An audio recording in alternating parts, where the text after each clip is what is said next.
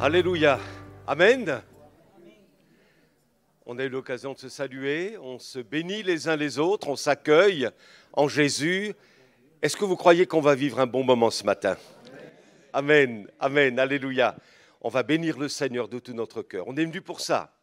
On dit souvent, on va au culte, on va se faire du bien. Et on devrait plutôt dire, on va faire du bien au Seigneur. Parce que c'est son culte à lui, alléluia. C'est lui que nous voulons adorer. On n'est pas tant venu finalement pour satisfaire nos besoins personnels, mais pour satisfaire Jésus pour le si grand salut qu'il nous a donné. Alléluia. Avant d'écouter le témoignage qui va apparaître sur la vidéo, je vous propose de prier ensemble. Amen. Oui, merci notre Père pour ces moments que nous allons passer dans ta glorieuse présence. Nous proclamons un Dieu vivant, un Dieu qui libère, un Dieu qui guérit, qui relève, qui sauve et qui restaure. Alléluia.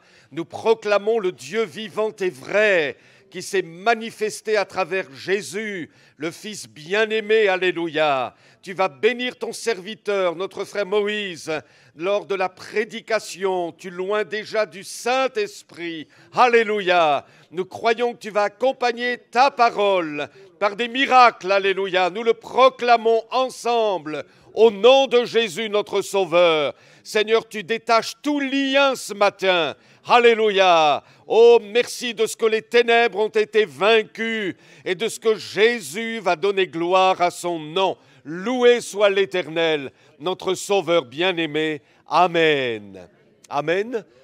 On salue bien notre frère, le pasteur Moïse Harou, qui est au milieu de nous. Alléluia. On le bénit au nom de Jésus. Son épouse aussi est là-bas, au fond. Voilà, on salue son épouse, on vous salue. Soyez les bienvenus. Vous connaissez bien la maison. Alléluia. On vous bénit au nom de Jésus. Amen. On va écouter maintenant le témoignage.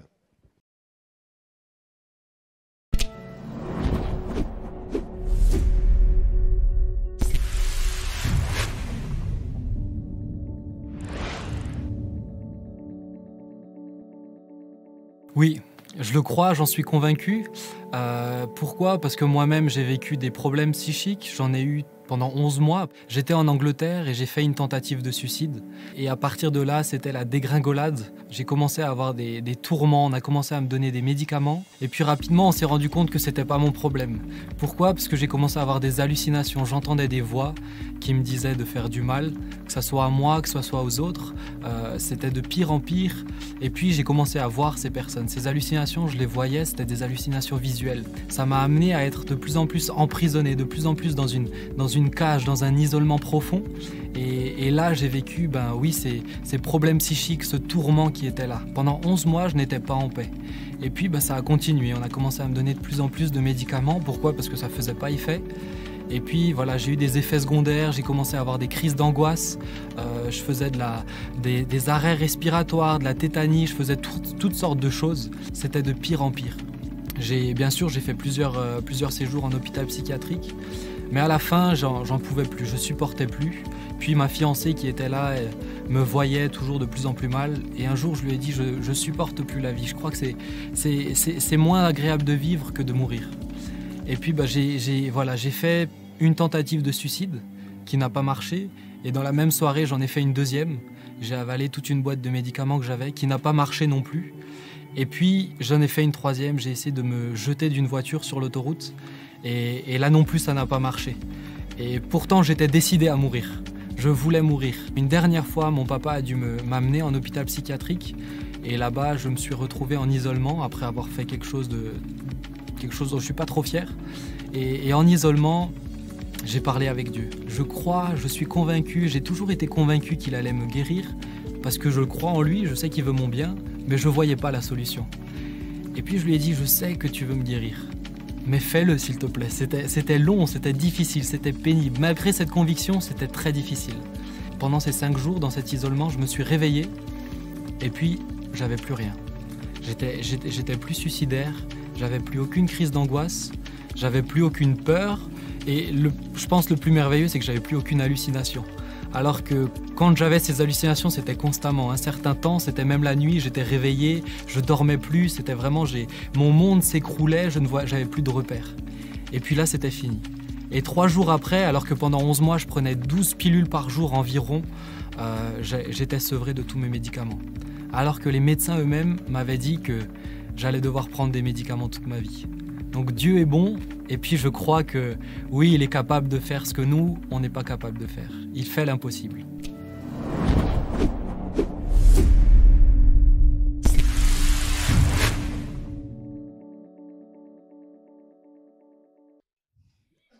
Bonjour à tous. J'espère que vous allez bien, que vous avez passé une bonne semaine. Si vous voulez bien vous lever pour qu'on puisse célébrer le Seigneur ensemble, lui dire combien il est bon. Et moi, ce qui m'a guidée dans une partie, parce qu'en fait, il y a une partie des chants qui a été choisie par la chorale. Et donc, ce qui a guidé mon choix sur ma partie, c'était vraiment le fait que Dieu est bon et il est puissant. D'ailleurs, ce témoignage nous le rappelle à quel point il est puissant. Et on va le chanter plusieurs fois. Voilà.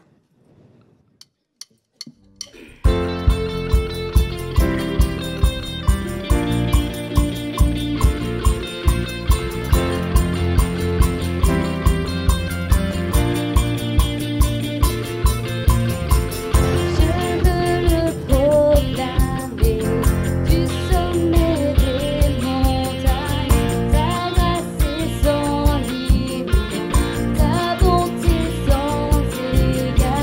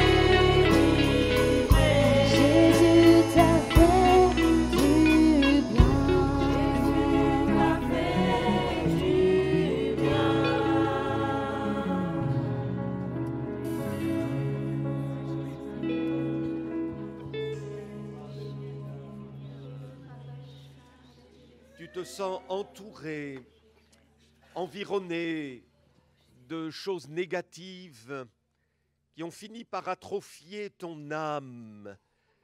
Et ce matin, alors que l'Esprit te montre que la délivrance, elle est dans l'expression de ta louange, te voilà comme ligoté au plus profond de toi, saisi par la peur, la crainte du présent et de l'avenir. Mais il y a une délivrance pour toi. Ce matin, l'Esprit de Dieu veut renouveler ton être dans l'adoration, dans la louange, dans les choses qui glorifient le nom de Jésus. Alors, cher enfant de Dieu, ne reste pas aliéné par des pensées négatives, ne reste pas avec ce fond de tristesse à l'intérieur de toi-même, mais le Seigneur veut te délivrer ce matin. Il veut ôter tous ces liens de négativité qui approchent même une forme de dépression. L'Esprit de Dieu, tel un vent, va souffler sur toi en ce moment pour chasser cette négativité, pour chasser cette dépression, et tu vas comme tout à nouveau louer ton Seigneur, le glorifier dans la liberté d'un enfant de Dieu qui aime son Sauveur. Oui, laisse-toi saisir ce matin par l'Esprit de la grâce, par l'Esprit de la libération et de la délivrance. Jésus guérit ton âme. Tu es libre ce matin. Alléluia.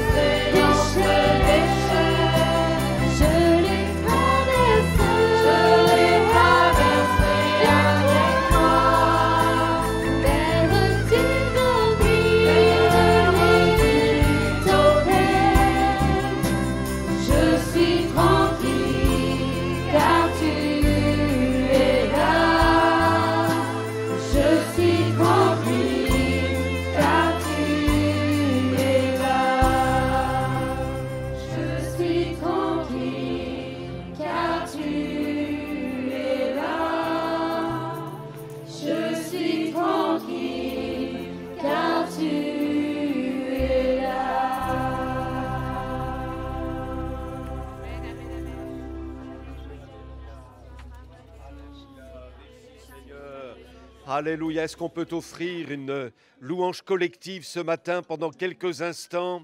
On s'élève, entendre vos voix s'élever vers le trône. Alléluia.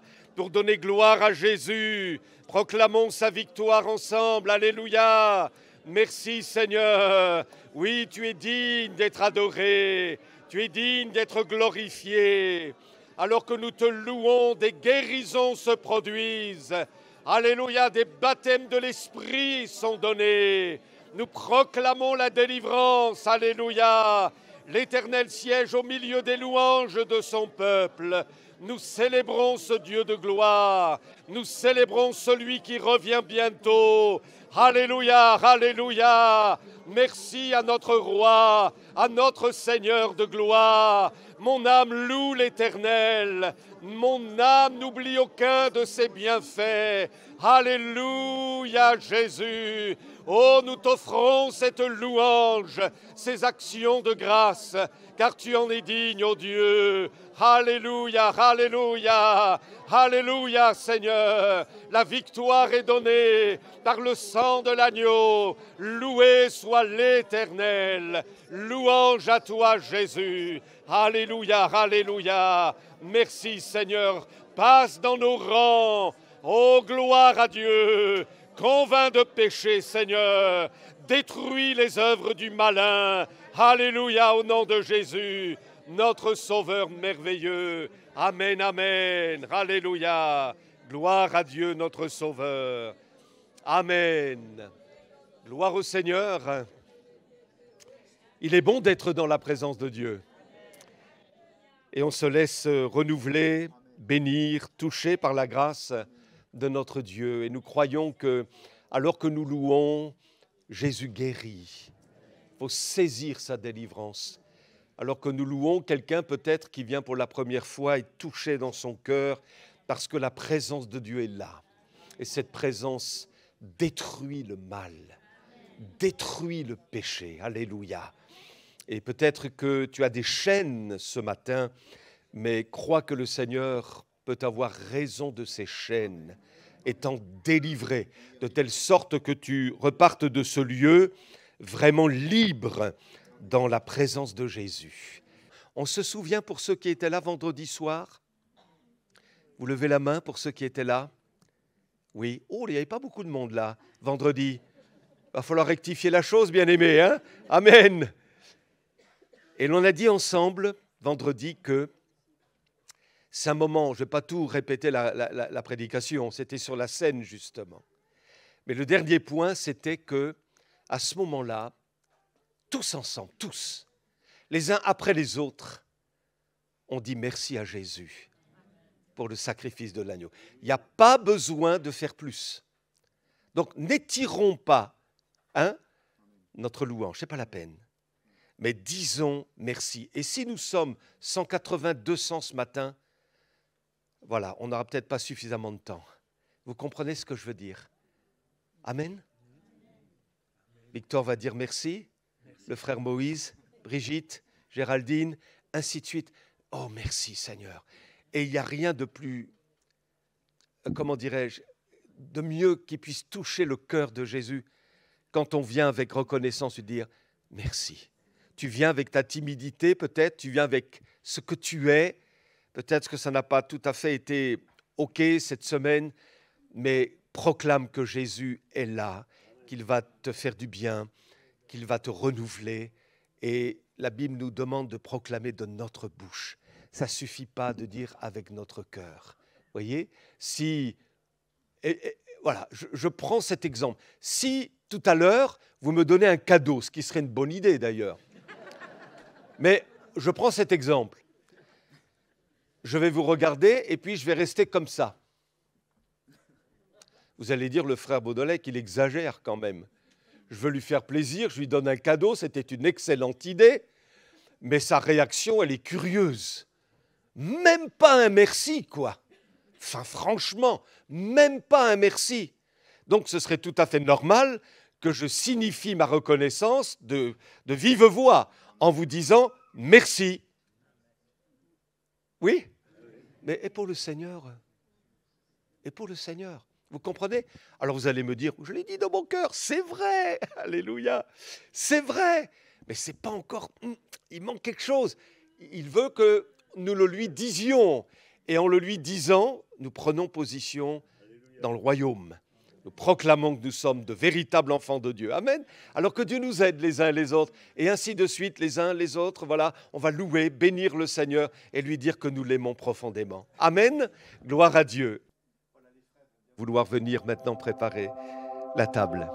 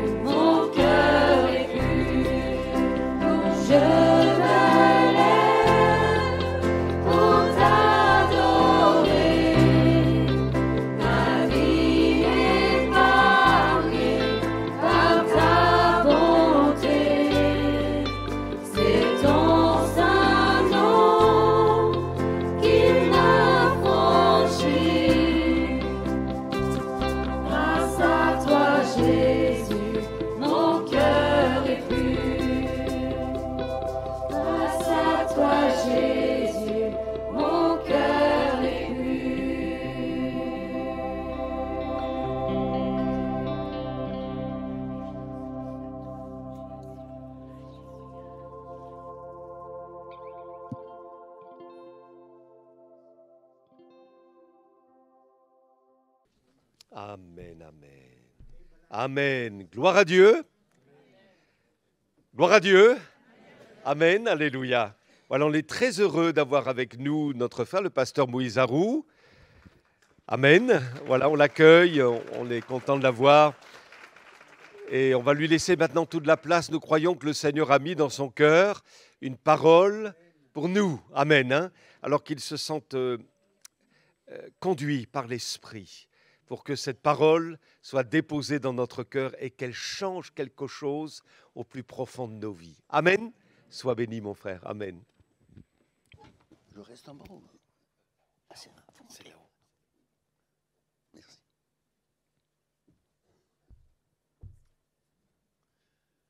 Mes frères et sœurs, bonjour. C'est pour ma femme et moi-même une grande joie d'avoir pu répondre à l'invitation de votre pasteur, frère Daniel Baudelec, d'être avec vous et de participer à la louange et à l'adoration de Dieu. À tout point de vue, parce que Elbeuf, ça me rajeunit. Je me souviens, quand avec Michel Pelletier, pasteur Fana nous a dit « Vous voulez servir Dieu ?» Oui. eh bien, il faut travailler à la suite, M. Chabarot, pour refaire le plafond. Donc notre premier ministère était de faire le plafond, c'était en 1900. Oui, bref. Mais je me souviens que la première mission Elbof, c'était le 1er avril 1962. C'était hier. Et je rends grâce à Dieu de ce que Jésus-Christ est le même hier, aujourd'hui et vous le croyez vraiment? C'est vrai, vous avez raison. Je voudrais vous proposer une lecture dans la parole de Dieu. Et tout à l'heure, le frère Baudelec était conduit par le Seigneur. Je vais vous dire pourquoi. Il ne faut pas le répéter, c'est entre nous, n'est-ce pas? Cette nuit, vers 4h30, le Seigneur m'a réveillé. Je lui disais, Seigneur, qu'est-ce que je vais introduire? Et il m'a dit, ne t'inquiète pas. Mon serviteur qui t'a invité va introduire ton sujet. Oh. Mon serviteur qui t'a invité va introduire ton sujet. Il dit d'accord. Et exactement, mot à mot, le frère Baudelec a dit, si vous en souvenez ceci, nous sommes venus surtout pour faire plaisir à Dieu. Pas ça que tu as dit? Il ne s'en souvient plus. Et c'est exactement, mes chers frères et sœurs, ce que le Seigneur nous invite à réfléchir. Nous sommes ici ce matin à Elbof pour faire plaisir à Dieu. Et par la puissance du nom de Jésus au travers du Saint-Esprit. Donc je voudrais vous inviter à faire une lecture connue dans l'Évangile selon Luc, au chapitre 17. C'est 10 miracles qui s'accomplissent d'un seul coup. Et nous allons retenir juste une question de Jésus. Cette question que Jésus va poser est la suivante. Où sont ceux qui ont été guéris? Et vous allez comprendre qui c'est. Luc chapitre 17, si vous l'avez, je vous lirai à partir du verset 11.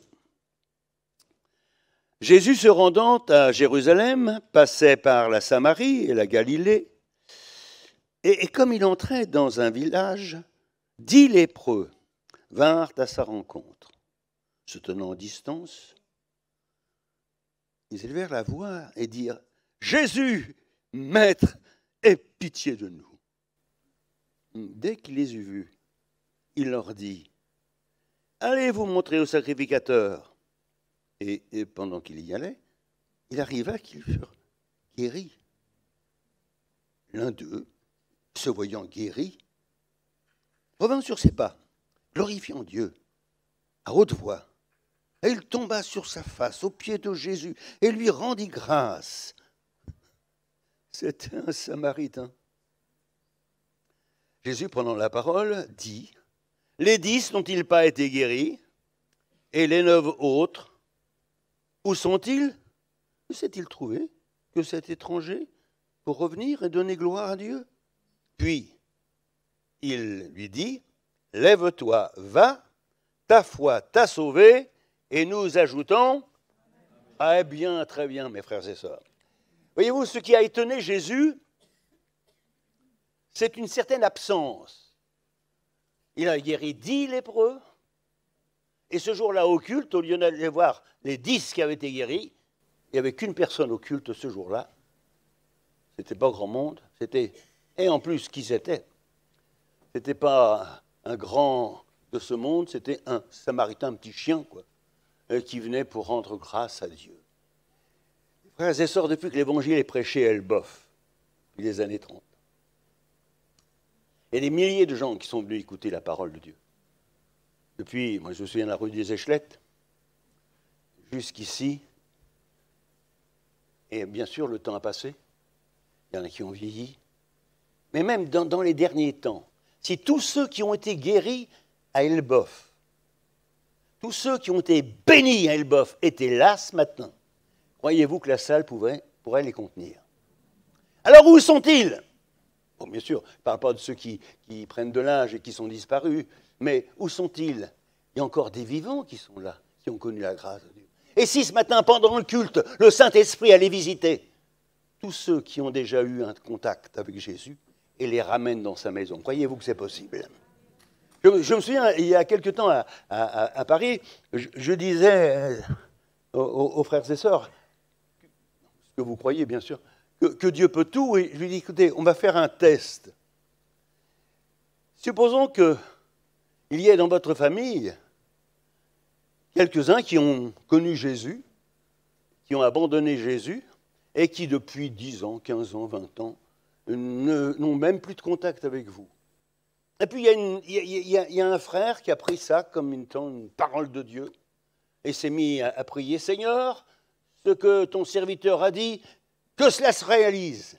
Et le dimanche, ça s'est passé le mardi, le dimanche, le premier arrivé au culte, c'était pour me dire, frère, vous ne savez pas ce que j'ai trouvé en rentrant? Mardi, vous êtes rentré vers 8h30. Oui, j'ai retrouvé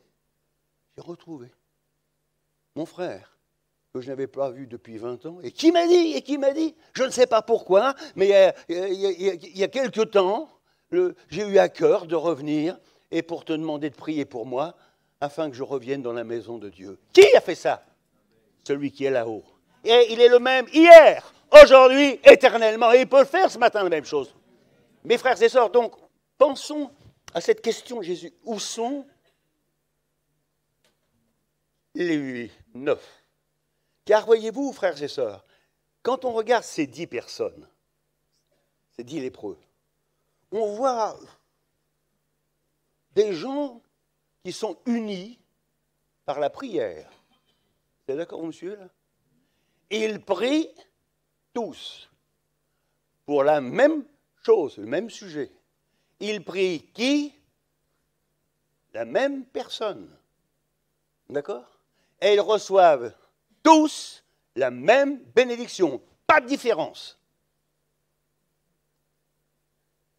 Sauf un qui fait comme les autres, mais il ajoute quelque chose de plus. Il ajoute la reconnaissance, c'est-à-dire la louange. La louange. Mes frères et sœurs, la prière, je ne voudrais pas vous choquer, mais la prière, c'est surtout terrestre. Là-haut dans la gloire, on ne prie plus, on adore, on loue le Seigneur. Et si vous voulez une ambiance céleste sur la terre à Elbeuf, eh bien louez Dieu. Et vous serez déjà en contact avec les anges de Dieu là-haut, qui le bénissent, qui le célèbrent et qui l'adorent. Louez Dieu. Et ils ont loupé ça. Ils ont été vraiment guéris, ils ont fait une expérience, la prière a été exaucée, mais ils ont loupé de vivre dans un esprit de louange. Et mes frères et sœurs, ce qui nous rend heureux et ce qui nous permet de sourire aujourd'hui dans le monde si difficile, c'est que nous savons, cette parole est vraie. Je m'écrie, loué soit l'Éternel, et je suis délivré de tous mes ennemis. De tous mes ennemis. Alors, s'il y a encore des ennemis dans votre cœur, il va falloir les éliminer maintenant pendant le culte, et ça va se produire, vous allez voir, ça va se produire. Alors, si je lis attentivement ma Bible, je m'aperçois donc que la prière, c'est un exercice pour la terre. Et la louange, c'est une action que nous aurons là-haut dans la gloire continuellement. Nous n'aurons pas besoin de demander, et nous aurons tout simplement envie et besoin de louer et d'adorer le Seigneur. Prenez l'Apocalypse et vous trouverez la louange partout. Les anges, les êtres vivants, toute la création. Et si ce matin, nous aussi, nous remplissions le culte de louange, nous aurons une ambiance céleste. Et cette ambiance céleste, mes frères et sœurs, va nous conduire à de grandes victoires. Alors, je me dis, quelles sont les caractéristiques de la louange? Eh bien, il y en a 6. La vraie louange. On essaye d'y aller? Vous êtes prêts? OK. Attachez vos ceintures et on y va. Si je regarde le Samaritain, sa louange est une louange glorieuse, vivante, puissante et rapide. Et il va nous introduire dans ce que nous allons éternellement faire, louer le Seigneur de tout notre cœur. Les 9 ont été guéris. Le Samaritain a été guéri. Vous me suivez? Okay. Et pourquoi les 9 sont-ils pas venus? Question à 1 euro. Vous savez pourquoi? Ils n'étaient pas heureux. Oh, je pense. Ils ne chantaient plus Si tu veux le bonheur, le vrai bonheur, ils l'avaient. Hein. Ils étaient attirés, et le pasteur Baudelaire m'a aidé ce matin, par le cadeau. Oui, le cadeau. Dieu leur avait fait un cadeau à ces 10. Et bien sur les 10, il y en a 9 qui étaient tellement attirés par le cadeau qu'ils ne voyaient que le cadeau. Et ils n'étaient occupés que du cadeau. Donc du don. Mais le Samaritain, il était préoccupé pas simplement du don, mais du donateur. Et ce qui plaît à Dieu, mes frères et sœurs, c'est qu'on ne soit pas simplement préoccupé du don, il m'a sauvé, il m'a fait sortir de telle et telle chose, mais Seigneur, je suis préoccupé par ta personne. Je t'aime, Seigneur. Je t'aime pour ce que tu as fait. Voyez-vous, la différence entre les 9 et le Samaritain, c'est que les 9 sont emballés par ce qu'ils reçoivent et le Samaritain est heureux parce qu'il donne à son maître ce qu'il a reçu. Et ça plaît à Dieu. Nous sommes venus lui rendre un culte qui lui soit agréable. Seigneur, je n'ai rien à t'offrir. Ah non, je n'ai pas grand-chose. Mais ce que j'ai, te le donne. T'apporte mon cœur, mes larmes, mes souffrances, mes difficultés, mais aussi ma confiance et mon assurance que dans ton amour, tu seras te glorifier. Les 9 ex-lépreux sont préoccupés du don, mais le Samaritain est préoccupé du donateur. Et il faut toujours faire attention. Regardez les Juifs. Quand le Seigneur les a délivrés de cette plaie des serpents, vous savez, les serpents qui les mordaient, qui les brûlaient, qui les faisaient mourir. Moïse a crié à Dieu et Dieu lui a donné l'ordre de faire un serpent d'airain. Et quiconque le regardait était guéri. Vous vous souvenez de ça? Et vous savez ce qu'ils en ont fait, les Juifs, de ce don que le Seigneur leur avait montré? Ils en ont fait une idole. C'est bien qu'il a fallu que Dieu casse ça, parce que Dieu a horreur des idoles, et Dieu veut que nous le servions en esprit et en vérité. Donc, il ne faut pas nous arrêter au don, il faut surtout être attiré par le donateur, par la personne de Jésus. Et là, nous avons le premier élément de la louange. Un homme a fait demi-tour et est allé louer le Seigneur. Ce qui est caractéristique ici, c'est que la louange, elle est individuelle. Voyez-vous, c'est une décision personnelle. Et le frère Baudelec l'a dit tout à l'heure, savoir dire merci. Personne qui nous le dit, c'est normal, c'est naturel dans notre vie. D'ailleurs, quand on est au Seigneur, mais sinon, c'est pas facile. Quand on a des petits-enfants, vous avez vu des enfants? Oui. Est-ce qu'ils ont dit merci naturellement? Mais vous n'avez jamais été obligé de leur dire « Qu'est-ce qu'on dit à la dame ?» Mais qu'est-ce qu'on dit à la dame? On lui dit merci. Et comme l'enfant a du mal à le dire, on dit si. Simplement ça suffirait. Oui, c'est vrai, mes frères et sœurs, qu'il ne faut pas être à la merci d'un merci, bien entendu, dans la vie. Mais Dieu aime les cœurs reconnaissants. Et ce matin, comme le dit l'Épître aux Hébreux, au chapitre 12, et j'aime bien ce texte, où il nous est dit que nous devons apporter à Dieu notre reconnaissance et notre louange. Vous lirez ça dans Hébreux, chapitre 12, verset 28.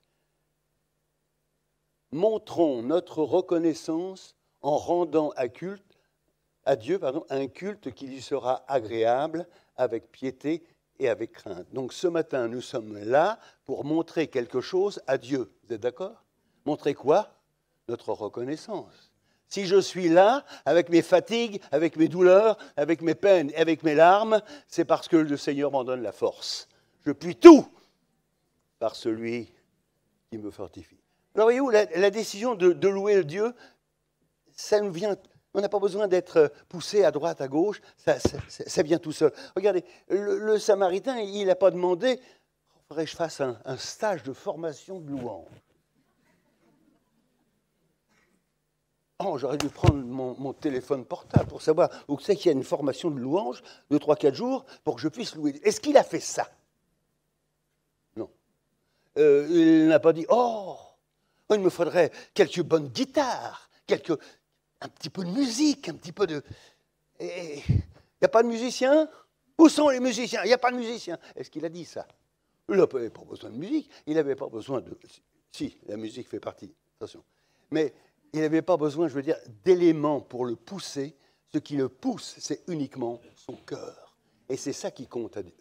La louange qui plaît à Dieu, c'est celle non pas qui est, comment dirais-je, fabriquée ou manipulée par des moyens techniques, mais qui monte du cœur directement vers le Seigneur. C'est ça qui lui plaît. Ça, c'est la première chose. Dans l'Ancien Testament, c'est vrai, dans l'Ancien Testament, je pense que c'est Élisée, le prophète, qui disait « Apportez-moi un joueur de harpe pour prophétiser. » Mais nous, mes frères et sœurs, pour adorer Dieu, on n'a plus besoin de la harpe, on a besoin du Saint-Esprit.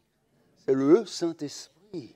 Et c'est indispensable de pouvoir laisser le Saint-Esprit en nous afin que nous puissions aller et glorifier son nom. Ce garçon-là, il n'a pas eu besoin d'être poussé par une ambiance. C'est le cœur qui a parlé. Il n'a pas non plus été retenu par la froideur. Il y a des gens qui disent « Oh, vous savez, moi je ne peux pas adorer dans l'église où c'est... Oh, il y a ceci. » Les amis, s'ils s'étaient laissés influencer par l'ambiance, les 9 n'ont pas loué le Seigneur. Donc, il ne se fait pas laisser influencer par eux. Et quelqu'un qui loue Dieu ne se fait pas influencer par ce qui est froid, par ce qui est tiède, par ce qui est opposé. La Bible nous montre très bien que quand on glorifie le Seigneur, ça vient de notre cœur profondément. Je vais vous donner un exemple. Il y a un de mes amis gitans qui a été en vacances sur la côte normande, je ne dirais pas où, et qui m'a dit, as-tu un endroit pour adorer le Seigneur le dimanche? Et oui, bien sûr.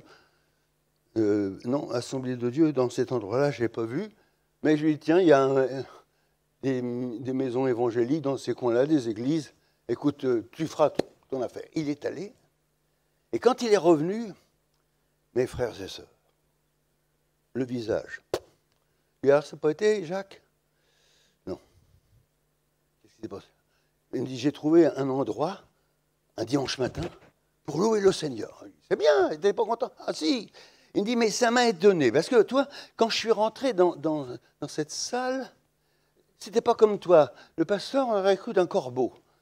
Comment ça un corbeau? Oui. Il y avait quelque chose de noir, et puis là, une petite bavette, là, comme un avocat. Oui, bon, c'est peut-être que quelqu'un qui fait partie d'un mouvement réformé ou luthérien, c'est pas grave. Mais si tu avais pu entendre la parole... Oui, mais remarque, il m'a dit, tu sais, moi, il dit, il a dit des choses magnifiques. Alors toi, même avec sa robe, ben oui, il a dit des choses magnifiques. Mais il m'a dit, mais t'es arrivé une aventure. Et qu'est-ce que t'as encore fait? Il m'a dit, il disait que Jésus aimait, sauvait, guérissait, transformait. Et moi, je disais, alléluia, mon bon Seigneur. Et puis, Jésus est celui qui fortifie. Et je disais un peu plus fort, alléluia, parole de vol. Et d'un seul coup, il y a une dame en noir qui était à côté de moi.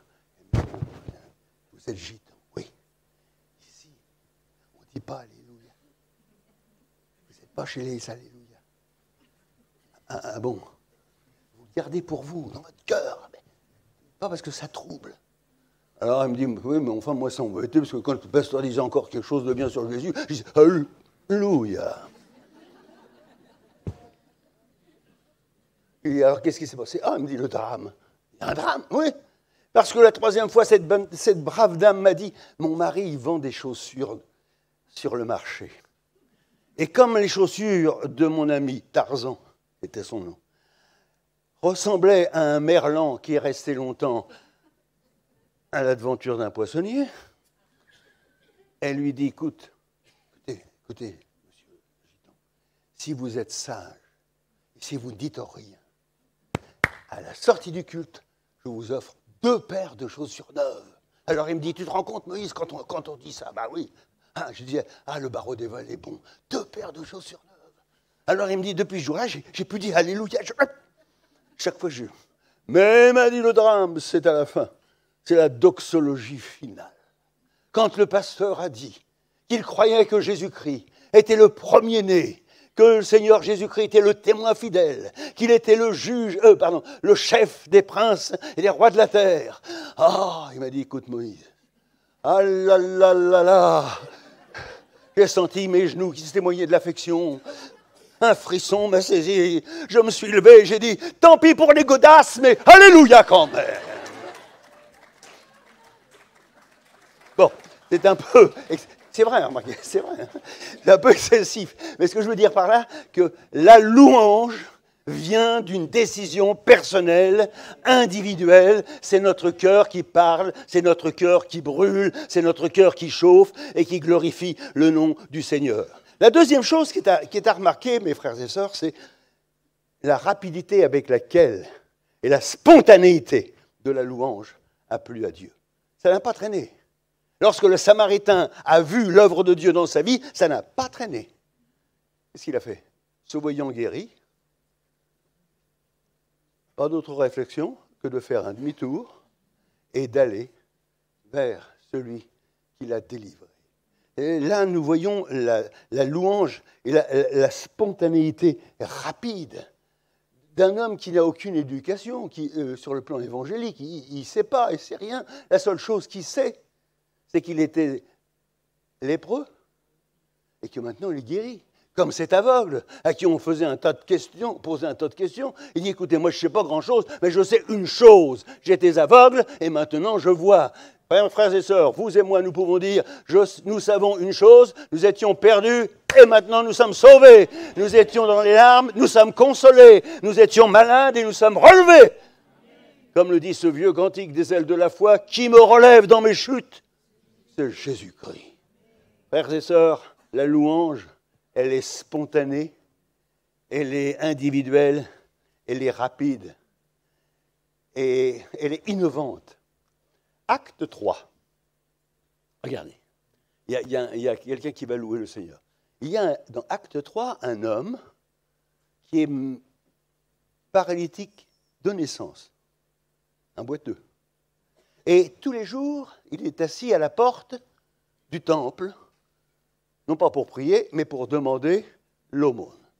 Pierre et Jean arrivent, et il leur demande l'aumône, et Pierre lui dit, regarde-nous. Alors, l'Écriture le dit, et elle est regardée attentivement, s'attendant à recevoir de quelque chose. Et Pierre lui dit, nous n'avons ni argent ni or. Hein, le pauvre gars, première déception. Écoutez, moi je ne crois que dans l'argent, si j'avais de l'argent, ça irait mieux. Nous n'avons ni argent ni or. Ah bon, vous n'avez pas ce que j'ai besoin? Non, non, non. Alors si vous n'avez pas ce que j'ai besoin, tant pis, baisse les bras. Non, non. Mais, dit Pierre et Jean, ce que nous avons, nous te le donnons. Au nom de Jésus de Nazareth, lève-toi et marche. Le prenant par la main, il le fit lever. C'est vrai? Lève-toi et marche. C'est tout ce qu'il a entendu. La prédication de Pierre a été le nom de Jésus-Christ, lève-toi et marche. 3 mots.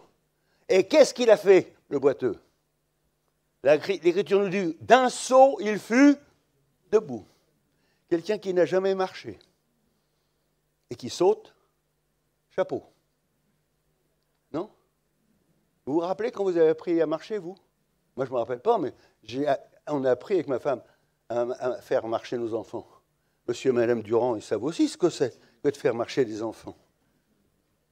Il faut une sacrée patience, c'est ça. Hein? Et il faut que le père et la mère s'y mettent en disant « Attention, mon téti, attention, doucement, doucement, doucement. Oh, il va, oh, ça y est, il marche. » C'est pas facile, hein? Mais un type qui n'a jamais marché, qui a plus de 40 ans, il se lève d'un saut et il fut debout. C'est déjà un miracle. Et pourtant, Pierre ne lui a pas dit « Saute !» Pierre lui a dit « Lève-toi et marche !» Non, lui, il a sauté. L'Écriture nous dit qu'il s'est mis à sauter, s'est mis à marcher, écoutez. Il a fait encore une chose que Pierre ne lui a pas demandé. Il est entré dans le temple. Pierre ne lui avait pas demandé. Voyez-vous, la louange, ça vous invite à aller encore plus loin Et c'est porté par le cœur que cet homme rentre dans le temple, marchant, sautant et louant Dieu. Mais Pierre ne lui a pas dit, marche, marche, et maintenant saute, et maintenant entre dans le temple et loue Dieu. Pierre ne lui a pas dit. Voyez-vous, la louange, ça sort spontanément d'un cœur. C'est individuel et ce n'est pas imposé. Alors quand il est rentré, non mais vous imaginez Elbeuf, quelqu'un qui entre dans le temple ce matin, marchant, sautant. Il y a des gens qui sautent ici au culte et louant Dieu. Moi je pense que les pharisiens avec leur grande barbe, ils ont dû faire remuer la barbe et ça fait une ventilation dans le temple. Nous n'avons jamais vu une chose pareille. C'est incroyable, c'est un scandale. Et il y a des gens qui sont comme ça. Mais Dieu n'est pas enfermé dans des méthodes, mes frères et sœurs. Mais entre Dieu et un Dieu vivant. Il y a des fois des personnes qui disent, pas ici parce que c'est parfait. C'était mieux dans le temps, mais c'est pas vrai, mes frères et sœurs. Dieu n'est pas le Dieu d'hier, il est aussi le Dieu d'aujourd'hui, le Dieu de demain. Dieu est à l'avance et Dieu va nous étonner toujours, toujours. L'Écriture nous dit que la louange a été une décision personnelle. Hein. Deuxièmement, elle est rapide. Et troisièmement, elle est vraiment spirituelle. Parce qu'en réalité, cet homme, est-ce qu'il a désobéi à la parole de Jésus ?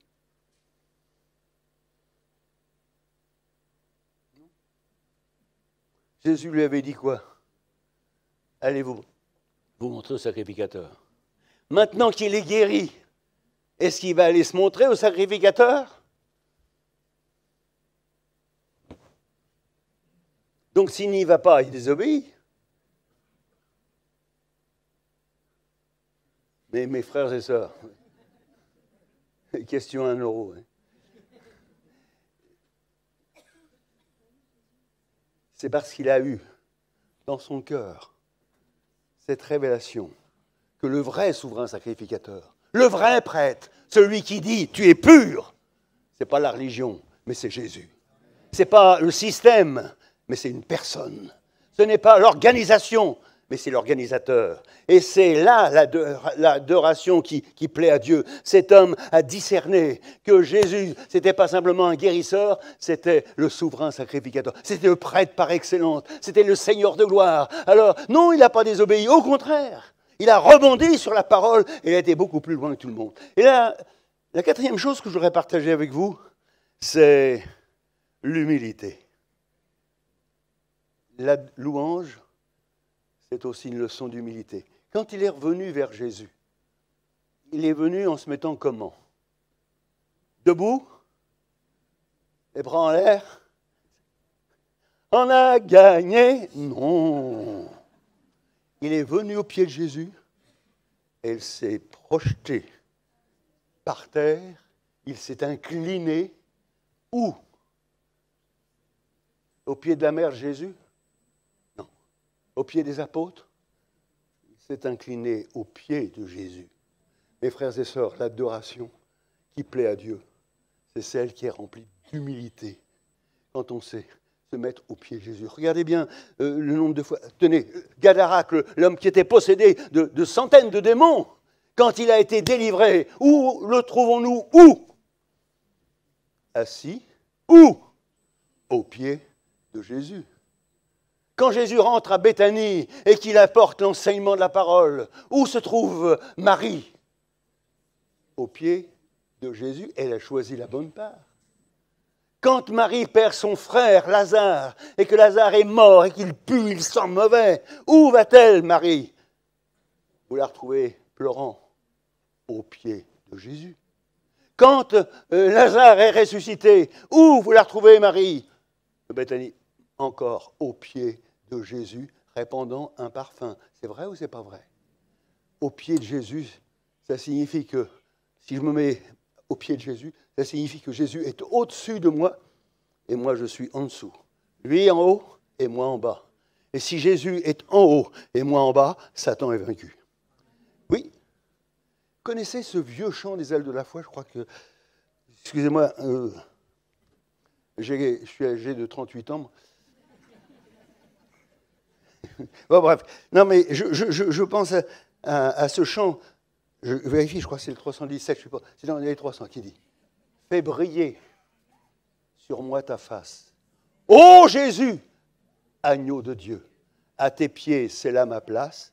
Près de toi, mon ciel. » Il y en a qui y connaissent? Essayez voir. Fais briller sur moi ta face. Ô Jésus, agneau, à tes pieds, c'est là, près de toi, mon ciel est bleu. Est-ce que c'est vrai? Je voudrais signaler une cinquième manifestation. C'est que lorsqu'il est revenu et qu'il s'est mis près de Jésus, il n'est pas venu, comme le disait notre frère, la bouche fermée. Il est venu à haute voix. À haute voix. L'Écriture nous dit dans l'Épître aux Hébreux, nous offrons à Dieu le fruit de nos lèvres qui confessent son nom. Mes frères et sœurs, c'est bon ce que Daniel Baudelaire, le serviteur de Dieu, vous disait. Il faut que nos lèvres prononcent le nom de Jésus. Il n'y a pas besoin d'y avoir une récitation à n'en plus finir, mais simplement, si vous dites avec vos lèvres votre reconnaissance au Seigneur Jésus de vous avoir fait passer de la mort, des ténèbres et de Satan à Dieu, vous pouvez dire « Mon âme bénit l'Éternel et que tout ce qui est en moi bénisse son... » Oui, il faut le glorifier à haute voix. Et si ce matin, vous êtes encore occulté et que vous n'avez pas encore prononcé à haute voix le nom de Jésus, je vous exhorte à le faire. Vous allez voir la bénédiction qui va venir. Et je vais passer vite sur une autre définition de la louange. Jésus lui dit, où sont les neufs? Et vous remarquerez que quelqu'un qui loue le Seigneur, il n'a pas de temps à perdre à critiquer les autres. Il ne répond pas. Où sont les autres? Ils sont peut-être partis faire ce que tu leur as dit, Seigneur. Non. Et où sont les autres? Il ne dit pas, je ne sais pas, je ne comprends pas, on laisse tomber. Il ne dit pas un mot négatif sur les autres. Et ça plaît à Dieu. Mes frères et sœurs, quand on est occupé de louer le Seigneur, on n'est pas occupé de celui qui est là, à droite ou à gauche. Moi, je me souviens, l'autre fois, il y a quelqu'un à Paris, il y a une sœur qui me disait, comprenez, pasteur, je ne peux plus me mettre à tel endroit, mettez-vous ailleurs. Oui, mais je ne peux plus me mettre à tel endroit, parce que le frère un tel, je ne sais pas ce qu'il se met quand il se rase, mais ça pue. Je ne sais pas si c'est du mycélène ou du prise unique, moi j'en sais rien. Alors vous changez. Oui, mais si je vais près de la sœur, elle chante faux. Et le problème, c'est que des fois, quand elle chante, elle a le dentier qui fait cascagnette espagnole. Alors je ne peux pas. Moi, ça me trouble, vous voyez. Mais c'est vrai ce que je lui dis. Ça me trouble. Non, franchement. Bon, bref, tournons la page. Dieu n'a pas besoin que nous accusions les uns les autres. Il n'y a pas d'église parfaite. Partout, mes frères et sœurs, il n'y a pas d'église parfaite. Mais ce qui compte, c'est que ton cœur, ton âme, ton esprit soient accaparés par la personne de Jésus. Et ça glorifie le Seigneur. Ainsi, voici ce qui se produit quand le peuple de Dieu loue le Seigneur. Ce sera ma conclusion, si vous le voulez bien. L'Écriture nous montre des exemples formidables. C'est que lorsqu'on loue le Seigneur, quand on l'adore, on répand comme un parfum. Ouais, comme un parfum de bonne odeur. Et il y a une ambiance que Satan n'aime pas. Il y a un parfum que Satan n'aime pas. Il y a un parfum qu'il ne supporte pas. Et quand ce parfum est répandu, il sort de ses gonds. Jean chapitre 12. Marie de Béthanie apporte un parfum. Et le parfum remplit toute la maison. Seulement, il y en a un qui n'est pas content. Ce n'est pas le moindre. C'est un qui a un titre dans le groupe, apôtre de Jésus-Christ, qui a une fonction, il chasse les démons comme les autres, fait des miracles comme les autres, qui a une fonction, il est comptable, Et lui, pour la première fois, montre publiquement son véritable visage. Satan, mes frères et sœurs, ne supporte pas un peuple qui loue Dieu. Il ne peut pas rester tranquille. Quand le peuple de Dieu loue Dieu, Satan se dévoile. Je disais l'autre jour à mes frères et sœurs que, par la grâce de Dieu, j'ai trouvé 30 versets que Satan ne veut pas que vous connaissiez dans la Bible. Je disais ça comme ça. J'ai trouvé 30 versets que Satan ne supporte pas. Mais si vous aviez su qu'à la sortie du culte, j'étais débordé, les gens voulaient que je donne mes 30 versets. Bon, bref, je passe là-dessus. Satan ne supporte pas que tu loues le Seigneur. Et je vais vous donner un exemple. Dans Acte 16, Paul et Silas sont en prison, sont battus, déchirés, rejetés, balayés. Qu'est-ce qu'ils font?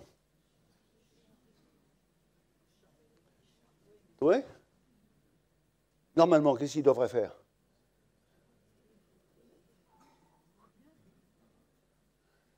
Vous ne croyez pas que Silas a pu dire à Jean, à Paul, tu en fais un peu trop, toi, si on est dans le tôle, c'est de ta faute. Hein. Oui. Dès que tu vois une femme qui fait un peu de bruit, comment ça? Ben oui, tu as vu la brave femme là, qui dans la rue disait, ces gens sont les serviteurs du Dieu très haut, ils annoncent l'évangile. Tu ne supportes pas ça, vieux célibataire, hein? Tu ne supportes pas ça. Et alors tu es intervenu, ben maintenant nous voilà en tôle. Est-ce que Silas fait ça? Est-ce que Paul lui dirait, non, selon la théologie, vous savez trop, il chante, non pas des litanies, non pas des lamentations, mais des louanges. Et regardez ce qui se passe. Et les prisonniers, tous les prisonniers, entendirent. Et maintenant, je vous pose encore une question. À quel moment, frères et sœurs, la terre a-t-elle tremblé? Au moment où les deux apôtres chantaient des... Bien. À quel moment les portes de la prison se sont-elles ouvertes? Bien. À quel moment tous les liens des prisonniers ont été rompus? Au moment de la louange. Et si ça se produisait aujourd'hui? N'est-ce pas écrit dans la parole de Dieu que la victoire est dans la puissance de la louange? Satan ne supporte pas, mes frères et sœurs, que nous le faisions. Et l'Écriture nous dit qu'il y a eu une délivrance formidable. Même le directeur de la prison s'est converti. Dieu n'a pas changé. Il faisait ça hier, il le fait encore aujourd'hui. Loue le Seigneur en toutes circonstances et sa louange sera toujours dans ma bouche. Paul est sur un navire. Ça fait 14 jours qu'ils sont dans la nuit. 14 jours. Dont la plupart désespéraient même s'en sortir. L'apôtre Paul, que fait-il? Après avoir eu la révélation du Seigneur, il s'est mis à rendre grâce devant tous. C'est pas vrai? Et l'Écriture nous dit, et tous reprirent courage. Rendre grâce, ça signifie louer Dieu. Merci au Seigneur. Et plus encore, et là c'est mon dernier exemple, c'est Acte 2. Nous sommes à Jérusalem. Jérusalem a une réputation, surtout depuis quelques semaines. Elle tue. Elle a tué Jésus de Nazareth. Jérusalem a fait crucifier Jésus de Nazareth. La foule unanimement a décidé qu'il soit mis à mort. C'est pas vrai? Donc c'est une foule qui a accompli à Jérusalem un acte odieux, qui nous sauve bien sûr, mais odieux. Que se passe-t-il le jour de la Pentecôte? Qu'est-ce qu'ils ont entendu, les habitants de Jérusalem? Qu'est-ce qu'ils ont entendu? L'Écriture nous dit, ils ont entendu des bruits venant dans la chambre haute. Hein? Et ils ont entendu des paroles dans la chambre haute. Et qu'est-ce qu'ils ont entendu comme paroles dans la chambre haute? Dieu punit Jérusalem. Dieu juge Jérusalem. Ils ont entendu parler en langue, et c'est écrit. Et tous, dans leur langue, ont entendu parler de quoi? Non pas des jugements de Dieu, mais des merveilles de Dieu. Et là, ils ont dit, hommes frères, qu'est-ce qui se passe? Et ça a permis à l'apôtre Pierre de prêcher l'évangile en disant « Vous avez tué ». Mais tout d'abord, ils ont été touchés par la louange et par l'adoration. Ainsi, si ce matin, mes frères et sœurs, on incline nos fronts quelques instants. Vous voulez bien? Allons-y.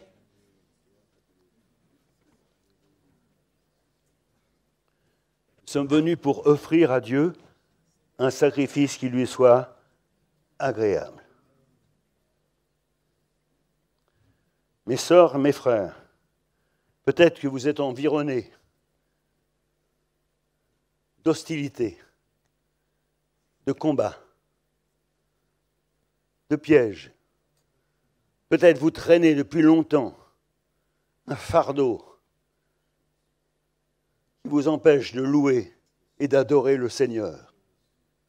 Je vous disais tout à l'heure, mes sœurs et mes frères dans le ciel, on ne prie plus, on loue Dieu. Voulez-vous que ce matin, tous, d'une seule bouche, mais avant tout d'un seul cœur, nous puissions louer le Seigneur? C'est-à-dire transformer la salle d'Elbeuf en une salle céleste. Des hommes et des femmes qui chantent et qui peuvent dire « Ta bonté demeure toujours. Seigneur, à toi la louange, à toi la gloire, à toi la magnificence, au ciel des siècles. Oui, Seigneur, tu es le témoin fidèle. Oui, Seigneur, tu es le premier-né entre les morts. Oui, Seigneur, tu es le chef et le prince de tous les rois. Seigneur, tu sais dans quelle année nous vivons. Tu vois ce qui se passe dans notre monde. Et nous te demandons, Seigneur, de donner gloire à ton nom. Dans un monde qui a peur, nous voulons louer ton nom. Je veux bénir l'Éternel tant que je vivrai, et sa louange sera toujours dans ma bouche. Seigneur, nous voulons te bénir ensemble, te louer ensemble, parce que la victoire t'appartient. Au nom de Jésus-Christ, nous te bénissons au nom de Jésus-Christ. Nous t'adorons au nom de Jésus-Christ, et nous nous attendons à toi pour la gloire et l'honneur de ton nom. Alléluia. Dites-le encore.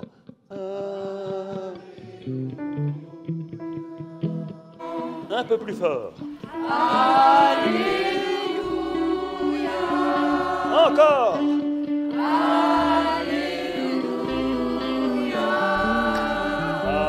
Alléluia. Encore. The Spirit is God.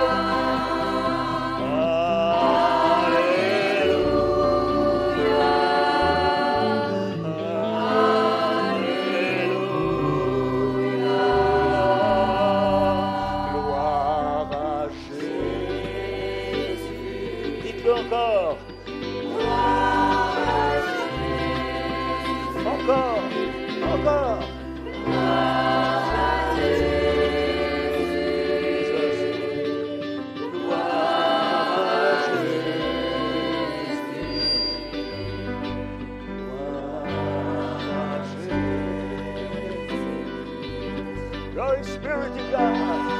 The Lord Jesus, in the glorify my heart, praise the Lord.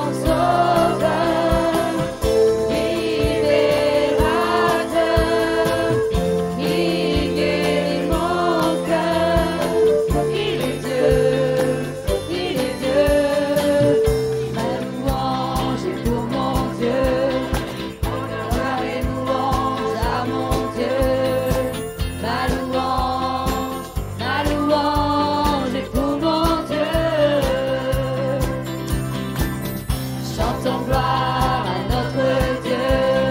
Chante alléluia à notre Dieu. Nos louanges à notre Dieu. Mon sauveur, libérateur, il guérit mon cœur. Il est Dieu, Dieu mon sauveur, libérateur, il guérit mon cœur. Il est Dieu, il est Dieu, il est Dieu, il est Dieu.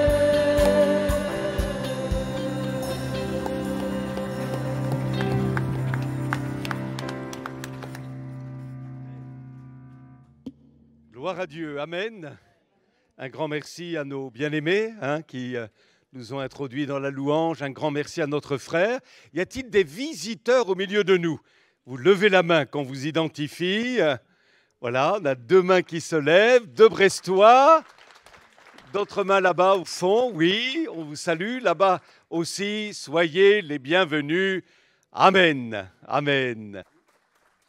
Merci beaucoup. On n'a plus que maintenant à se saluer selon notre bonne habitude. À 3, 1, 2, 3. Alléluia. Bon retour à chacun. Amen.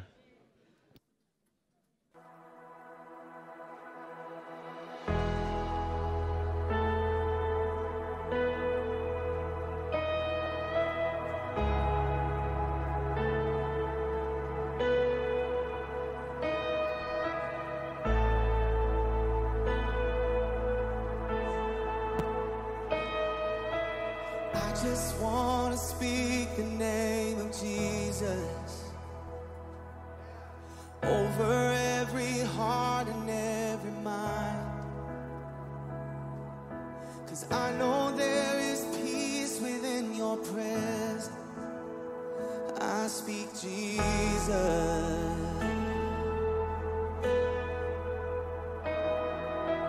I just want to speak the name of Jesus